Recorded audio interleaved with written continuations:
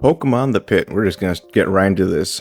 We have Calyrex, Glamora, and Magnezone as our starters inside this roguelike ROM hack based on the Paper Mario series.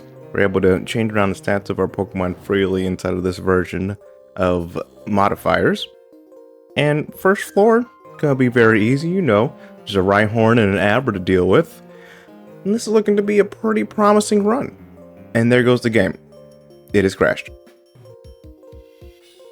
Pokemon the Pit, a roguelike that is currently popular. We start out with Lugia, Metang, and Kubfu as starters this time around. After customizing a couple of stats, we progress into the first battle. We're going to check in about every 5 floors or so with the most significant updates. First of the 5th floors, we do some money management and then evolve our Kubfu into Urshifu after using the Scroll of Waters. It's so much easier to have an Urshifu on our team than it is to have a Kubfu, since that's just a little baby Pokemon. Now double battles and battles in general look like this. We have our multi-strike Urshifu next to a Lugia, and it's pretty easy walking. On the 10th floor, we teach Metang Zen Headbutt and give the Modest Mint to Lugia, as well as the Adamant Mint to Metang. This will enhance our stats in the future and make it easier to progress. Floor 15 comes quick, and Urshifu learns Aerial Ace from memory. We basically skip over floor 20 since we don't change anything with our team. On the 21st floor, we're encountered by a Delibird who gives us a revive. First time Urshifu actually falls inside of a battle is over here on floor 22 to a small little Elekid. This all means nothing though, since we have now reached floor 25 and are facing our first pit boss, Erica. Urshifu leads off with a Surging Strikes that OHKOs the opponent's Butterfree. Does another Surging Strikes into an Ampharos, who does live and get a static proc on the 3rd hit, hitting us with a very strong Electro Ball. We're able to knock out the Ampharos on the next turn with an Aqua Jet, and this brings in Venusaur. Due to paralysis, we are outsped and killed by a Sludge Bomb, and Lugia steps up to bat, using Gust as its only flying type move versus the Venusaur, and we're basically stalled out thanks to a full restore and leftovers recovery.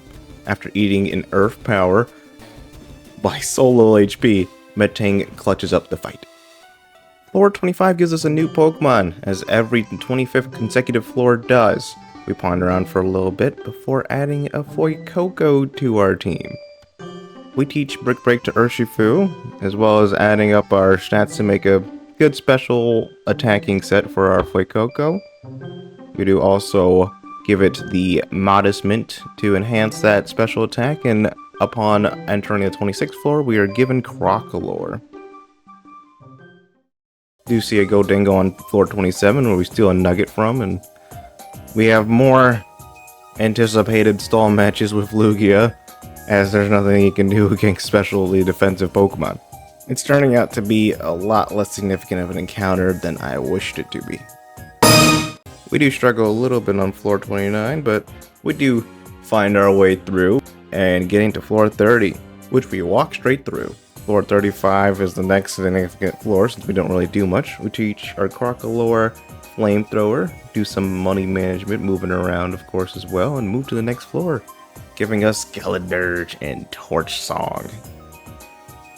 Luck is on our side in the next 5 floors as we get some Moo Moo Milk on floor 37, followed by a Meowth Amulet Coin on floor 38, followed by Leftovers on floor 39. I don't know, this game kind of loves me right now.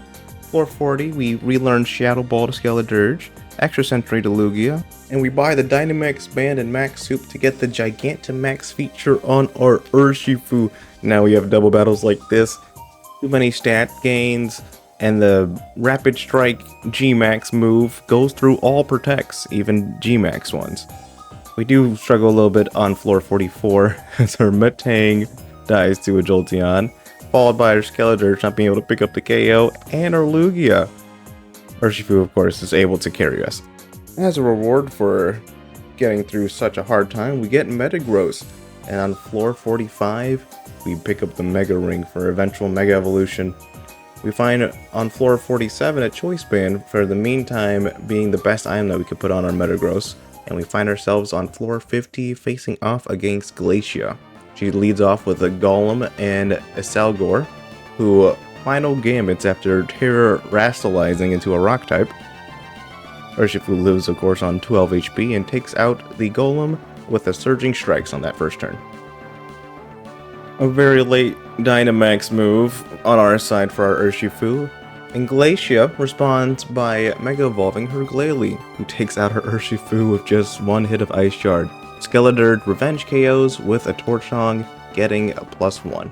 We do also help the Manectric because of its Mirror Herb, but that's irrelevant since Metagross can just switch in and Zen Headbutt for an easy KO on the next turn. After that, we're given another Pokemon to join our team. We take a little bit to decide before picking up Porygon Z. We change it immediately to a Modest Nature, and drop down its Speed IVs to try and use the most out of Analytic. Floor 55, we have enough money to pick up the Metagross site and put it on our Metagross.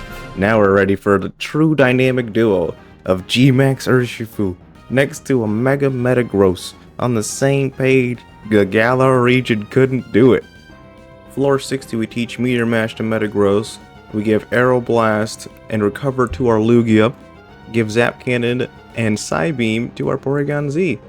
And we're just rocking and rolling at this point. There's nothing else that these teams can do. The sheer power these two have is just amazing. Floor 65, I buy some TMs, specifically Air Slash for Lugia and Ice Beam for Porygon Z, and find Throat Spray for Skeledirge, which I didn't know at the time. Consumable items could be used multiple times. So on this first Torchong of the match, he just gets a +2 special attack boost. After almost dying on floor 69, we give Multi-Scale to our Lugia and swap over a Leftovers item onto it. It's finally time for floor 75, in which we fight someone else's grandmother. It's Agatha this time. In a single battle, Urshifu starts out with a Max Knuckle onto her Solgaleo. After eating a Wild Charge and using a G-Max Rapid Flow, he has to eat another Wild Charge as the Solgaleo does die to recoil damage. Her follow-up Sneasler is able to KO us with a Max Knuckle, but that's okay for now, because we have Mega Metagross on our side, who can switch in an Oko with a Zen Headbutt through all of the Dynamax health. We have to use a little bit more moves here against Ledian, as Agatha does use a full restore on it.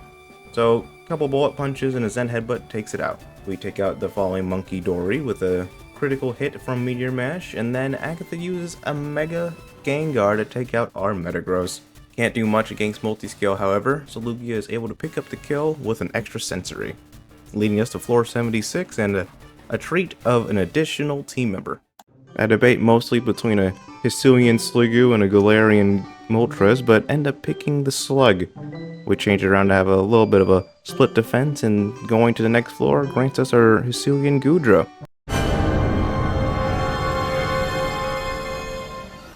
We see the best revive in the game, Shedinja, who helps us out a little bit on floor 77, and progress our way through the 80s, which we have a little bit of difficulty on. Floor 85, we give Goodra Body Press, the Bold Mint, to switch up its defensive stat build, as well as giving Porygon Z the Thunderbolt TM because Zap Cannon accuracy is annoying. After seeing my best friend, we go on floor 90, which we do a little bit more money management, selling all the items that we don't need, to go and get the Terra Orb. On floor 93, we see a cool friend Abra who can skip us some floors as well as give us a rare candy. So we go from 93 straight over to 95. There's not much more management to do. We swap out an Amulet Coin for Expert Bell and Urshifu, as well as use a PP Max, and here we are, for 100. After selling way too many healing items, because, we gotta have fun with the game, I get the Z Power Ring, as well as the ICMZ for our Porygon Z. Last fight is against the big boss himself, Giovanni. He starts out with a Blood Moon Ursaluna, who lives a Max Knuckle on the first turn. It does have a lower base power, but that's fine and all. After living that crazy hit, we use a Max Airstream to pick up our speed. Urshifu kills a Hisuian Typhlosion with a G-Max Rapid Strike. Virizion dies to a single Aerial Ace due to our boost. A Jotonian Typhlosion then comes in and dies to a single use of Surging Strikes. Then comes a Raikou who immediately Dynamaxes. It eats up a Surging Strikes, taking just about half due to the Dynamax health, and takes out our Urshifu with the Max Lightning. Skeledirge comes in and uses Terrestrialization on the Raikou, who gets a full restore. It takes out our Skeledirge in the next couple of turns, just due to it having a little bit more output thanks to its Thunder being boosted in electric terrain. Hisuian Goodra, in his first ever debut of the entire run, uses Body Press to take out the Raikou, and Mewtwo is Giovanni's last Pokemon. It Mega Evolves instantly to the Mewtwo Y version and uses Aura Sphere on our Goodra, taking it pretty low, but I'm able to get some damage with our Goodra before it getting knocked out by another Aura Sphere. Mewtwo uses Psy Strike on our Porygon Z, who's able to live, and because of getting the Z Power Ring, we're able to use Sub-Zero Slammer Analytic boosted and hope to kill this Mewtwo. Which of course we do. We're able to beat Giovanni, and that's about it on the pit. This team was destined for greatness. I mean, just take a quick look. Thanks for watching.